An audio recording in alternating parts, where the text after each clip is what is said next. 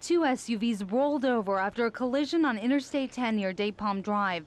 One person was killed in the accident, reported at 4:21 on Tuesday. CHP officers closed 3 eastbound lanes as they gathered evidence. Only the slow lane was open and traffic was backed up for miles. CHP officer Miguel Guerrero says 2 vehicles and 2 people were involved. We have yet to determine the factor whether it was an illegal lane change, but as of right now, that's what it looks like. Officer Guerrero tells me the red SUV was driving in the number 1 lane. It then hit the center divider, got back on the freeway, overcorrected, veered on the number 2 lane, and hit the Hyundai. That's when the 2 SUVs collided and rolled over. A CHP officer says the red SUV flipped over several times for a couple hundred feet. The driver, a 36-year-old man from Los Angeles, died. A 48-year-old woman from La Quinta was sent to the hospital. About 3 hours later, all lanes were back open.